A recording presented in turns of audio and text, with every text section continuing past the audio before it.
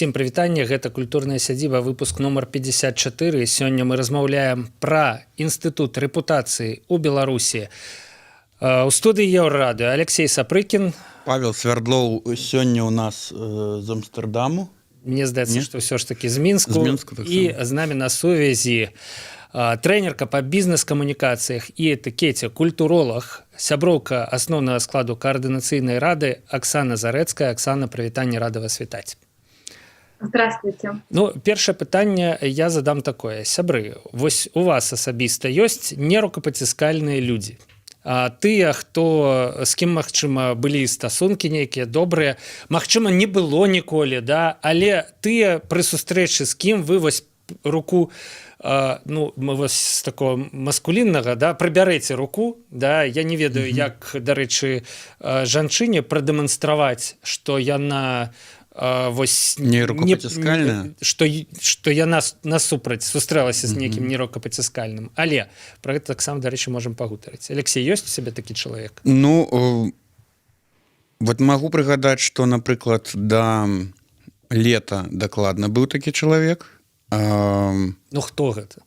Ну, навошта зараз імёны казаць? Вось так. Это такое асабістае. Але што тычыцца цяпер, я думаю, яны ёсць, просто, ну, так адразу іх не ўзгадаеш, таму што не так часта з імі даводзіцца бачыцца і, ну, акурат стараюся мінімізаваць нейкім чынам все гэтыя кантакты. Оксана, что вы скажете? У вас есть такие люди? Вы задали очень хорошую тему, которая касается того, как женщина может выразить свое презрение. Если мужчина может просто убрать руку и продемонстрировать свое нежелание пожимать ее, то есть такая забавная поговорка, что мужчины ненавидят, а женщины презирают. И в этом смысле, наверное, я бы сказала, что нежелание общаться, определенного рода взгляд может об очень многом говорить. С другой стороны, в современном деловом этикете женщины тоже подают руку при приветствии. И так что мы тоже можем сейчас воспользоваться этим жестом, вернее его отсутствием, демонстративным нежеланием пожимать руки, в том числе, если мы говорим с вами про деловую среду. А если же говорить о тех людях, кому бы я не пожимала руку, то, наверное, здесь целый список будет, поскольку после 9 числа, ну и даже до этого, обнаружились люди в критических ситуациях, проявившие себя, с моей точки зрения, некрасиво, и мне бы не хотелось даже пересекаться с ними. И я, как человек очень неконфликтный, наверное, бы предпочла вообще избегать их общества, их компании, но если мне доведется оказаться с ними в одном пространстве, то, пожалуй, моего взгляда будет достаточно, чтобы показать всю гамму чувств, которые я переживаю. А у тебе, Паша, есть такие люди? Ну, я, конечно, от себя могу сказать, что шэраг прадстаўнікоў журналісцкай прафесіі. Я думаю, что я не пацісну ім руку. Я думаю, что все добра разумеюць, пра каго я кажу. Да, пра тых людзей, якія апошнім часам лупяць просто... Заваёўваюць медалі розныя. Махровую прапаганду, да, і ўзнагароджваюцца за гэта медалямі. Ну, то бок працуюць на ўладу і ад гэтай улады і атрымліваюць заахвочанне. Але я скажу, што я, канешне, з узростам стаў крыху больш спакойным чалавекам у гэтым плане. Напрыклад, раней, калі я быў малады, я думаў, што калі вось газета «Савецкая Беларусія» яна займаецца прапагандай, то я нікому з супрацоўнікаў газеты «Савецкая Беларусія» не пацісну руку. Ці там з канала Russia Today. Да? Але цяпер я ўжо, канешне, стаў больш спакайнейшым і кропкава. Так, да? Ой, пра Russia Today ты нагадаў, я ўзгадаў свайго аднаго знаёмага Костю Прыдыбайлу. можаш назваць гэтае прозвішча, да? Аксана, вельмі цікава тое, што насамрэч вось я абсалютна выпадкова натрапіў на гэтую тэму, таму што я як мужчына я ніколі не задумваўся, а як жа жанчына можа прадэманстраваць вось гэтае стаўленне, да, сваю пагарду да чалавека, вось паказаць менавіта. Але вы вельмі крута заўважылі, да, што вы з такімі людзьмі вы б лепш не сустракаліся, да, чым сустракаліся б з імі і нешта ім дэманстравалі. Як вы думаеце, гэта толькі ваш такі настрой, да? Ці гэта ўсё ж такі такая беларуская рыса, да? Калі нават ёсць нерукапаціскальныя людзі з дрэннай рэпутацыяй, мы не ідзем з імі на канфлікт, мы наоборот імкнемся абмінуць сітуацыю, калі вось трэба будзе нашу пагарду, нашу непавагу да іх дэманстраваць. Павел, я считаю, что это поведение воспитанного человека в первую очередь. Поскольку если мы говорим об открытой агрессии, о том, что мы хотим открыто, демонстративно проявить свое негативное отношение к человеку, начать ругаться, конфликтовать на людях с этим человеком, то это скорее говорит о нашем агрессивном настрое, воинственном настрое. Мне кажется, что воспитанный человек будет скорее избегать таких ситуаций. Если есть возможность избежать определенного общества, вы будете это делать, если вы относите себя к более-менее воспитанным людям. Мы с вами можем вспомнить этикет 19-го, начала 20 века, когда он еще имел такое большее распространение, так скажем, и вспомним, что существовали круги, в которых вы могли общаться, круги, в которых вам лучше было не появляться, либо вообще не заводить знакомства с определенными людьми. Это все про институт репутации.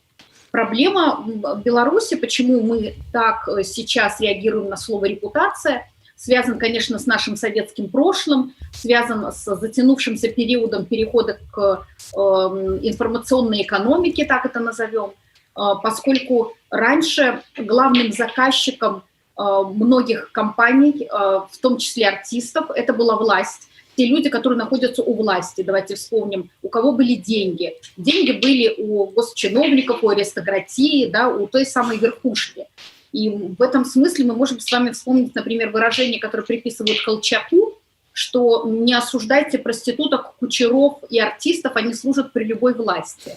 Но это выражение характерно и прекрасно работает еще в капиталистическую эпоху, но не в информационную. Сейчас акценты расставлены иначе, и сейчас деньги совсем не у верхушки. И часто у этой верхушки не так и много денег. Мне здаецца, цудоўны прыклад і цудоўнае тлумачэнне, напрыклад, нейкіх маіх пытанняў, якія я сам сабе штодня задаю, што тычыцца артыстаў, актораў і музыкаў. І вось, спадарня Аксан, з нагоды гэтага у мяне ёсць такое пытанне, ці хутчэй за ўсё, прыклад пра агрэсію. Вось вы казалі, што публічная праява агрэсіі, так, і ці вось яна можа быць і зайграць нейкі злы жарт з чалавекам, які яе праяўляе, нават не гледзячы на тое, што ён ці яна можа быць правы ў гэтай агрэсіі. Вось прыклад з футбола. У фінале чэмпіянату свету паміж Францыяй і Італіяй быў выпадак, калі гулец зборнай Італіі Марко Матэрадзі нешта сказаў Зінедзіна Зідана, назваўшы ягоную маці, сястру нейкімі бруднымі словамі. І ў адказ на гэта Зінедзін Зідан даў яму бычка, атрымаў чырвоную картку, ганьба, выдаліўся з поля, і Францыя прайграла той матч па пенальці нават, таму што Зідан не біў пенальці, у прынцыпе. Ну так. Бок ты маеш на ўвазе, што агрэсія прадэманстраваная нават заслужана, пасля правакацыі, вось была правакацыя нейкая, такая, спакваляна, але агрэсія ўжо была публічнай, і значыць яе трэба асудзіць. Сфармулюю твоё пытанне чатчэй. Ці апраўданая агрэсія у дачыненні да чалавека, нават калі ён папсаваў сваю рэпутацыю, зрабіў нейкія дрэнныя справы і, неяк у двух косях, скажам, да, але заслужыў яе? Господа, я бы, знаете, как сказала, что все чувства и все эмоции человека прекрасны. Вопрос, как они выражаются. Гнев может быть восхитителен. Вопрос, как вы его демонстрируете. Если ваше лицо искажается, если вы при этом выглядите ужасно неуравновешенно, то, скорее всего, окружающими это будет восприниматься не так благожелательно. С другой стороны, в гневе можно быть очень красивым, сохраняя при этом самообладание, но показывая свое возмущение. Здесь не помешают определенные актерские навыки, наверное, или врожденная харизма. Так что я бы не стигматизировала публичный гнев однозначно. Скорее, мы не всегда элегантно умеем это делать. Тем не менее, я являюсь сторонником того, что все чувства, эмоции хороши, вопрос их уместности и способа выражения. Что касается поступка Зинедина Зидана, который вы описали, я давнишняя поклонница этого футболиста и вообще французской футбольной команды. И благодаря, наверное, Зидану я, в принципе, начала смотреть чемпионаты мира и Европы по футболу. Так вот, с моей точки зрения, возможно, я несколько предвзята в этом вопросе, это было невероятно красиво. Ну, я памятаю гэты момант як учора, калі шчыра. Я таксама памятаю, вось тут цікавая заўвага, што бачыце, як вы з'яўляецеся паклонніцай Зідана, вы яго апраўдваеце. Але ёсць паклоннікі іншых футболістаў. Заўзятар зборнай Італіі. Не, я заўзятар зборнай Беларусі, быў раней. Заўзятар Манчестер Юнайтед, ну, тым не менш. Вось калі глядзець на эту сітуацыю, на любую такую сітуацыю цвяроза, ну, па феміднаму нейкаму, феміднай нейкай прыкмеце судовай. Вось як гэта апісаць? Ну, мне здаецца, што спадарня Аксана добра сказала, што агрэсія ў адказ на агрэсію яна можа быць рознай, гнеў можа быць розным. І вось тут пытанне такое, што атрымліваецца, трэба рыхтавацца неяк, трэба загадзя прадумваць сваю рэакцыю. Бо у мяне насамрэч было ў жыцці пара такіх эпізодаў, калі я думаў, што чалавек вельмі дрэнны, нерукапаціскальны да мяне, а пасля я выпадкова яго сустракаў, і неяк на аўтамаце атрымлівалася, што я яго руку паціскаю. І неяк на аўтамаце, все, гэты канфлікт неяк вычарпаны абсалютна без наступстваў для таго чалавека. Хаця для мяне это было вельмі непрыемна.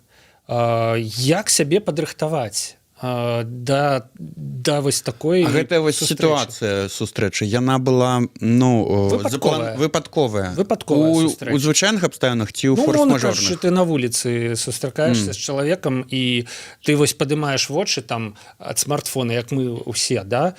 Бачыш яго перад сабой, а ён ужо цягне табе руку. І ты раз і не паспяваеш проста сарыентавацца. То бок мне тут... Это скорее говорит о вашей воспитанности. Если у вас на автомате происходят вот эти жесты приветствия, вам не приходится каждый раз об этом задумываться, ах, да, надо же с человеком поздороваться. Я бы это скорее так охарактеризовала, потому что у нас есть набор неких социальных действий, которые мы совершаем автоматически. Например, там прощаемся, здороваемся, говорим спасибо. Да? Это не означает, что мы вкладываем в это какое-то персональное отношение. Да? Это скорее такие штампы социального поведения, не более того. Придавать этому особое значение, я думаю, не имеет смысла.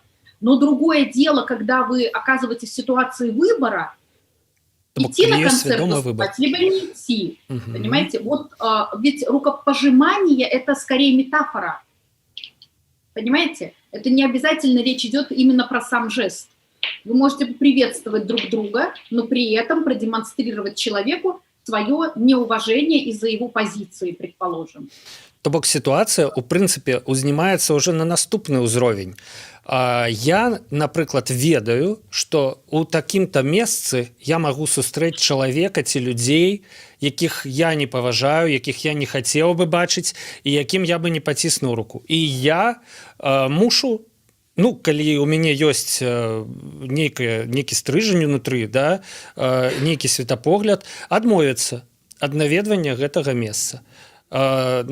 Гэта найхутчэй людзі, якія мяне туды запрасілі, яны пашкадуюць пра гэта, магчыма, я нават, да? Але калі яны запрасілі тых людзей, на гэтае мерапрыемства.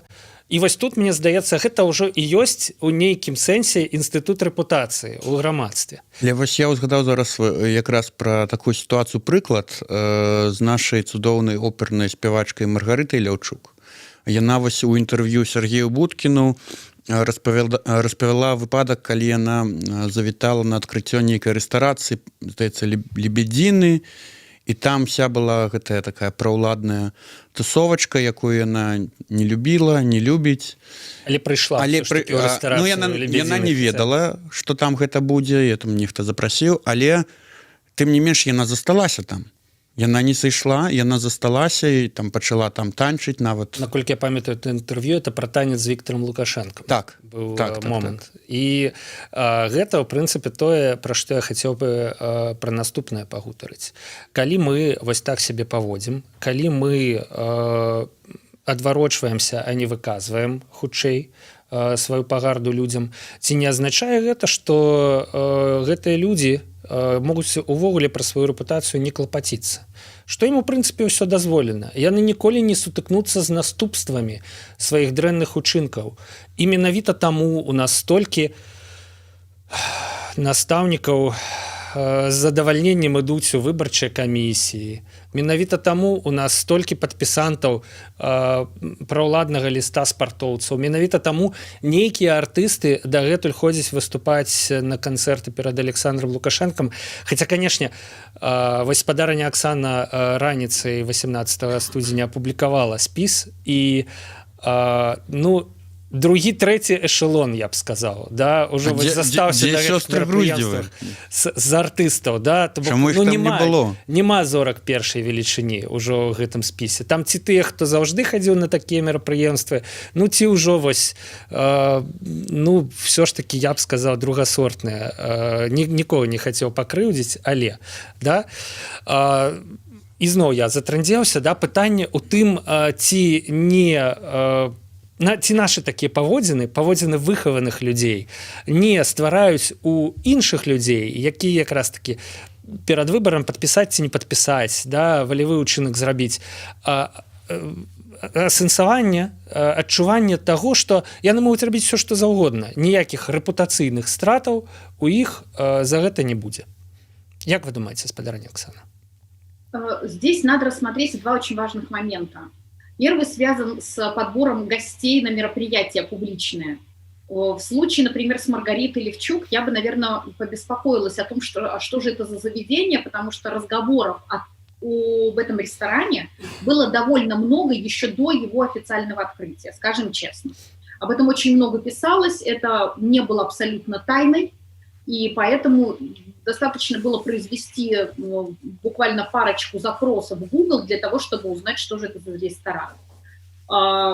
Я думаю, что в этом случае было очень важно быстро среагировать, быстро сориентироваться, понять, что происходит.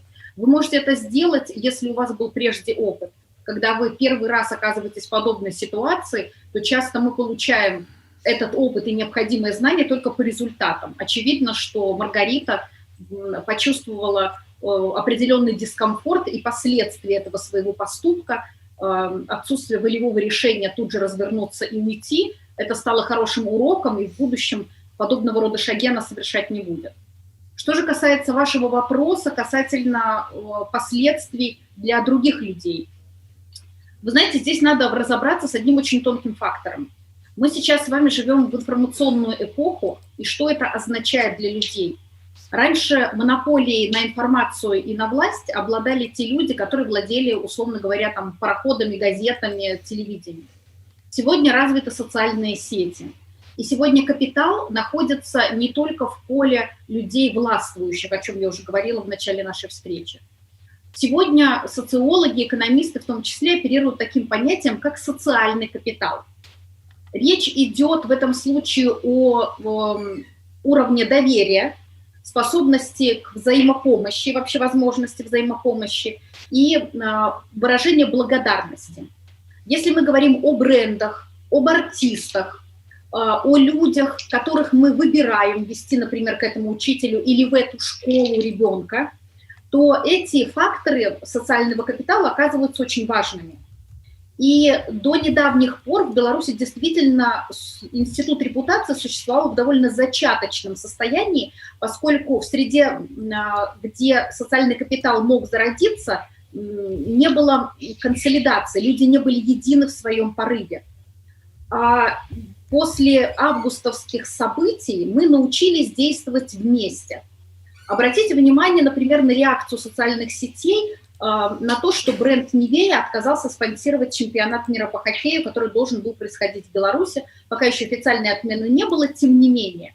Огромное количество людей начало публиковать свои фотографии с этими баночками крема. Это стало хорошим тоном купить. Очень много стали говорить и про бренд Шкода, и про бренд часов Тисо, и про бренд Ликви Молли, которые тоже отказались спонсировать чемпионат. И в этом случае мы не можем говорить о том, что это была проплаченная реклама. Мы не можем с вами говорить о том, что компания потратила какие-то деньги на свое продвижение в социальных сетях. Но она наращивала свой социальный капитал за счет благодарности людей, которые, скажем так, увидели в жесте этих брендов важный шаг для себя в первую очередь. А вось пытанне такое... Прабачце, я пераб'ю.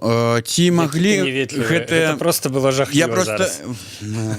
Я просто пра брэнды нам трэба разабрацца, і мне ў тым ліку. Ці маглі гэтыя брэнды вось сапраўды прадугледзець такую рэакцыю сацыяльных сетак і ўвогуле жыхароў Беларусі, таму што сітуацыя у чым я бачу тут. Яны па рэпутацыйных нейкіх стратах адмаўляюцца ад спонсарства чэмпіяната па хакеі, калі ён пройдзе ў Менску. З аднаго боку яны такі, а з іншага боку атрымліваюць падзяку, у тым ліку у нейкім грашовым эквіваленце паводле пакупак беларусамі, усімі беларусамі, а не толькі хакейнымі заўзятарамі аўтамабіляў Шкода, крэма і розныя касметыкі Nivea, я б не сказал, что все так однозначно, прабач. І так далей. Адны беларусы ухваляюць іх учынак, а іншыя не. Іншым ён не падабаецца. Тым, хто хоча, каб чэмпіянат свету прайшоў у Мінску. И гэтыя люди... Нравится всем. Вы же не доллар, в конце концов. Да? Но здесь есть очень тонкий момент. Мы с вами все рассуждаем размерами финансовых ассигнований, каких-то объемов продаж. Яны же ўсё ж таки бренды, яны, іх галоўная мэта зарабляць грошы. Але рэпутацыя. Господа, мы не можем сегодня с вами говорить о заработке больших денег, когда речь идет о потребителе частном, да, там, не о продаже каких-то, не знаю, автоматов B2B сектора, да, когда одна компания покупает у другой компании. Здесь речь идет о конечном потребителе как о человеке, да, это B2C сектор, от бизнеса к потребителю. И здесь репутация крайне важна. И сегодня мы с вами видим мировую тенденцию роста важности этого социального капитала.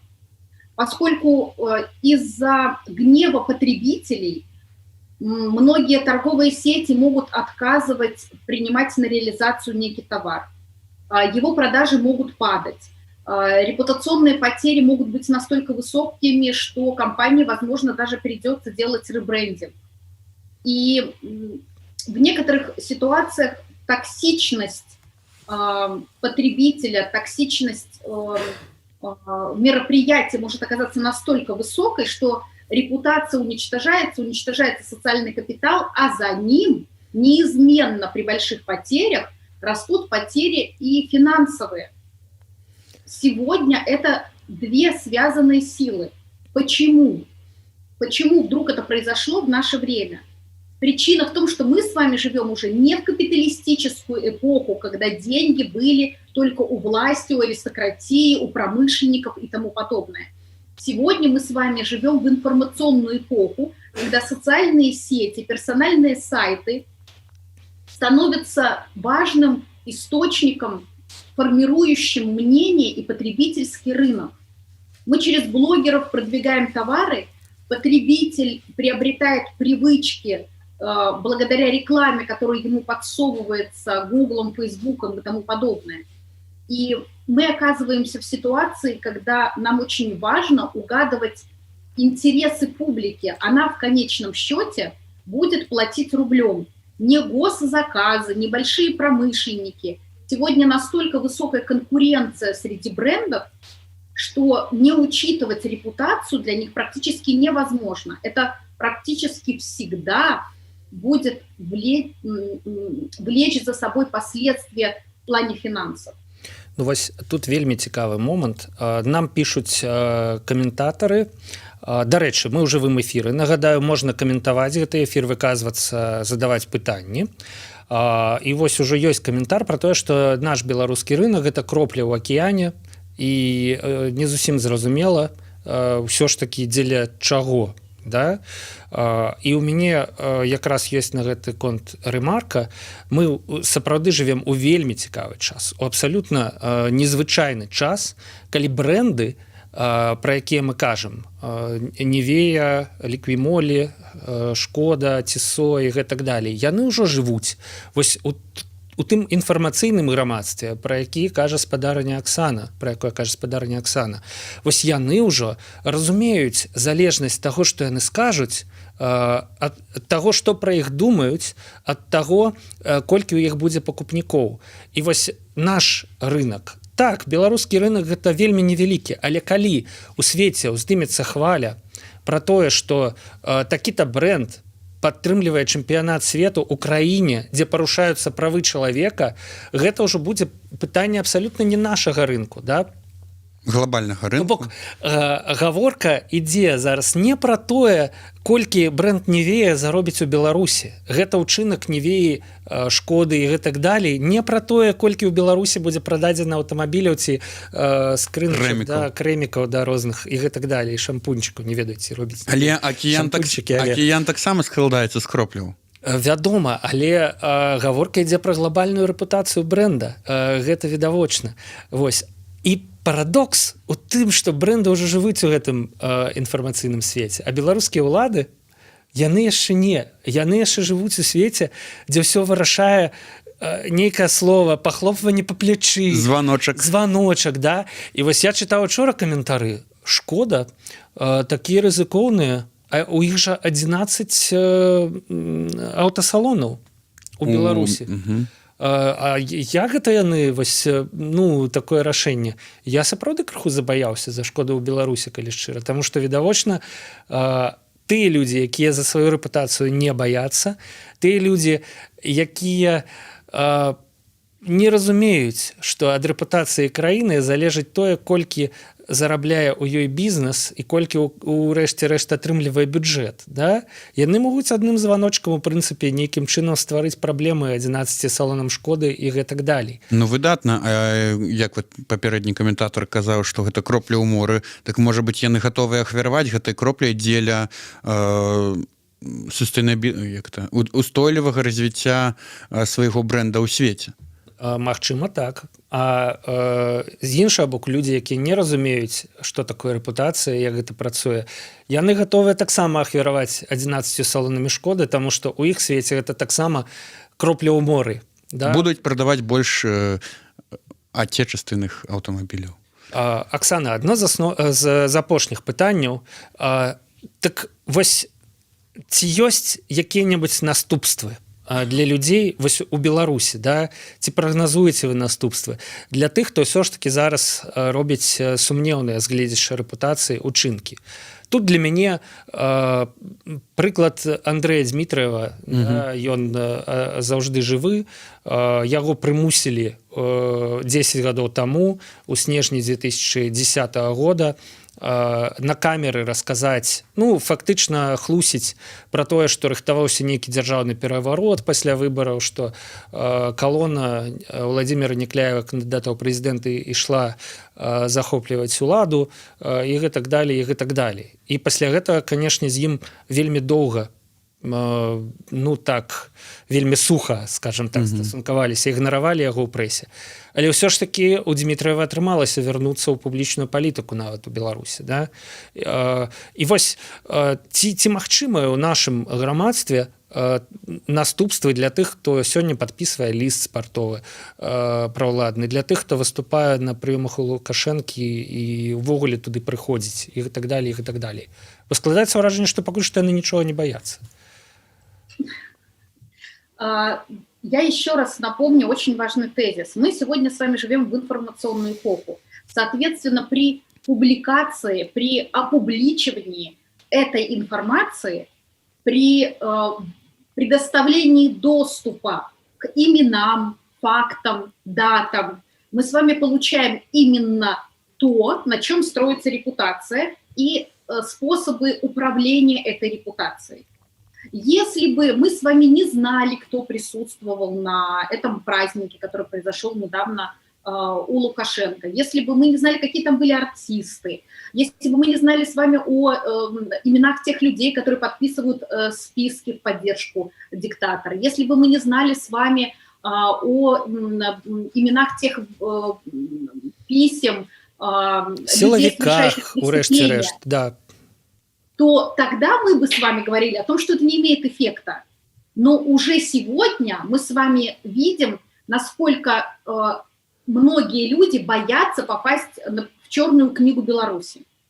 Я говорю это, основываясь даже на тех обращениях, которые приходят ко мне как члену Координационного совета по поводу того, что то или иное имя оказалось в черной книге Беларуси.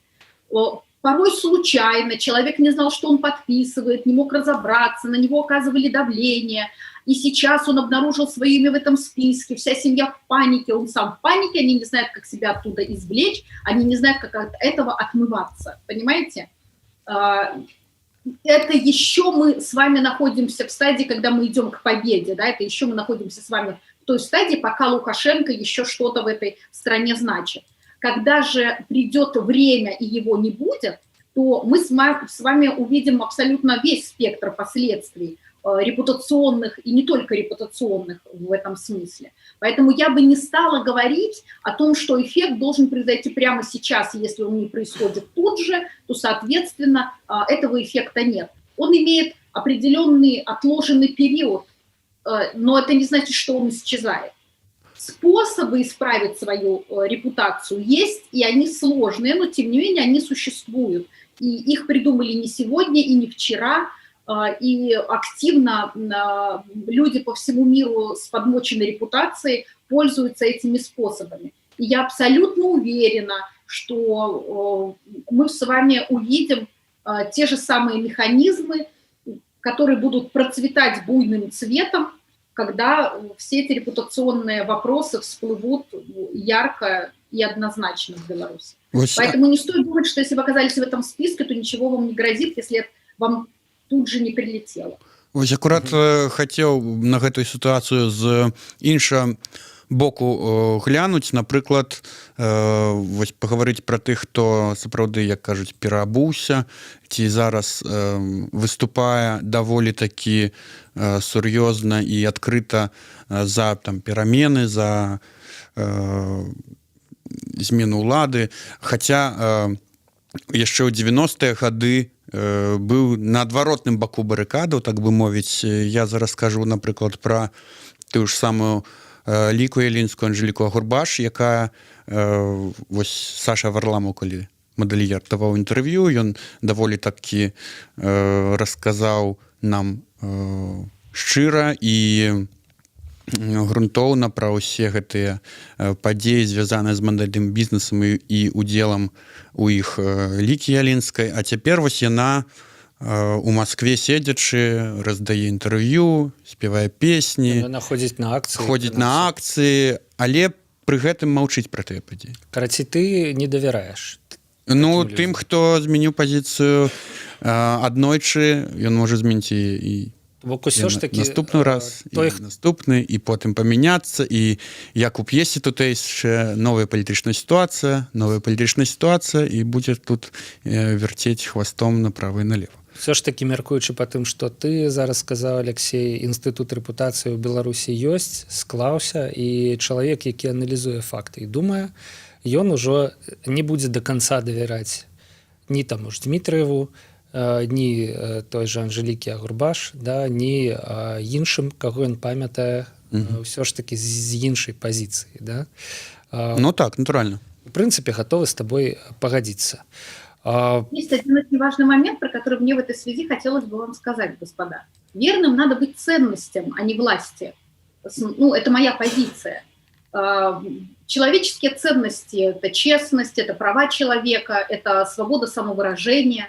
Потому что если мы будем с вами ориентироваться на власть и при любом ее поведении оставаться рядом с ней, вот это скорее да, будет говорить о каких-то очень странных наших моральных качествах, когда мы идем за человеком, а не идем за ценностями.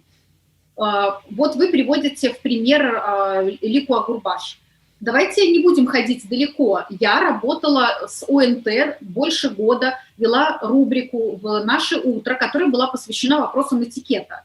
Я знакома со многими людьми, которые до сих пор остаются работать на ТВ. Я была приглашена Маратом Марковым в его передачу, одной из первых неполитических фигур. Да, на тот момент я еще не была политической фигурой. Но, тем не менее, вы меня приглашаете в свою передачу. То есть речь не идет о том, что есть люди, которые когда-то придерживались, мол, одной позиции, потом они ее поменяли, и вот с ними мы не будем разговаривать. Давайте с вами судить об этом несколько иначе. Видимо, речь идет о ценностях, видимо, речь идет о смелости выражения своей позиции. Потом те события, которые произошли во время президентской избирательной кампании, то, что произошло в день выборов 9, 10, 11 числа, оно вскрыло те многие факты, которые не рассматривались как очевидные, о которых, возможно, догадывались, но они не были столь вопиющими. И вопросов должно быть много, наверное, к тем людям, которые целенаправленно многие вещи игнорируют.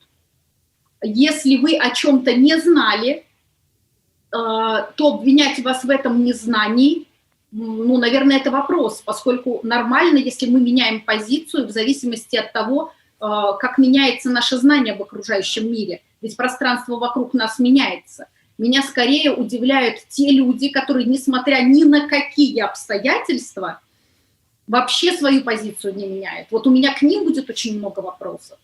Потому что он будет верен одному человеку, несмотря на убийство, на изнасилование, на воровство, на открытое насилие, просто потому что он когда-то его выбрал.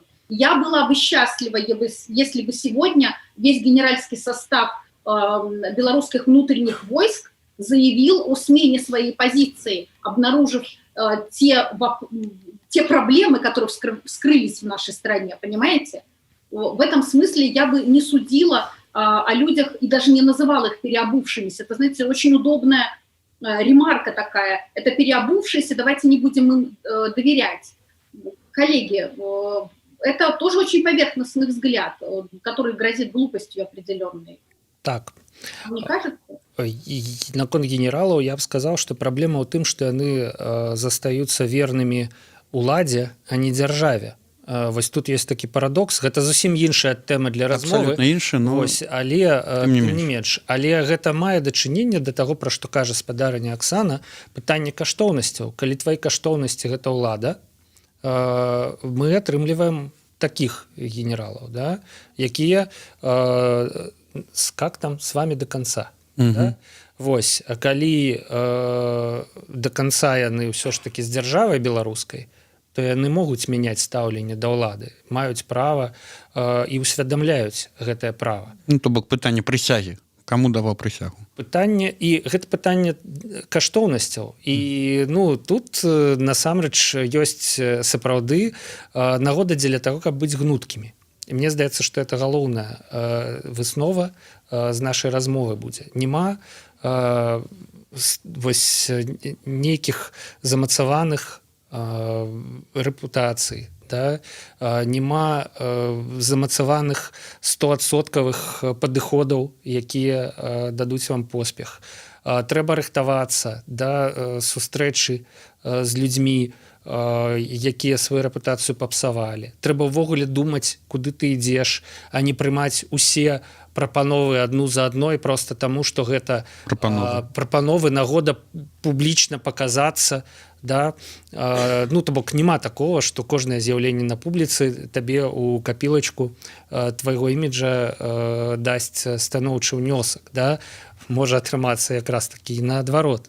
Вось. І гэта ўсё мае дачыненне да інстытута рэпутацыі, пра які мы сёння паразмаўлялі, які ў Беларусі, мне здаецца, не то што нараджаецца, ўсё ж такі ёсць асэнсаванне, што ён ёсць, да? Ёсць ужо у пэўных колах, я б сказаў. у пэўных, ён развіваецца, я б сказаў, і вось гэтыя выпрабаванні, якія мы апошнія паўгады перажываем, да, яны якраз падштурхнулі і паказалі нам, што гэта важна, што гэта важна ўжо для людзей па ўсім свеце і што гэта ёсць.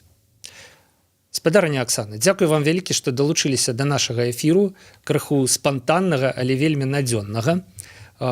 Нагадаю, з намі у культурнай сядзібе была трэнерка па бізнес-камунікацыях і этыкеце, культуролог, сяброўка асноўнага складу каардынацыйнай рады Аксана Зарэцкая. До пабачэння, спадарня Аксана. Рады быў вас Спасибо чуць. большое за приглашение. Зовите еще. Чакаем ад вас яшчэ больш цікавыя спісы у перспектыве. Вось Алексей Сапрыкін быў у студыі Еўрарадыё. І Павел Свярдлоў таксама з Менску. Быў недзе побач. Недзе побач. Спадзяюся, што нічога за бліжэйшы тыдзень дрэннага з намі з усімі не адбудзецца, і культурная сядзіба нумар 55 выйдзе ў наступны панядзелак у 12:00 на гэтым. Дзякуй за тое, што былі Развітаемся. з намі, развітаемся, да пабачэння, усяго вам найлепшага. Пакуль.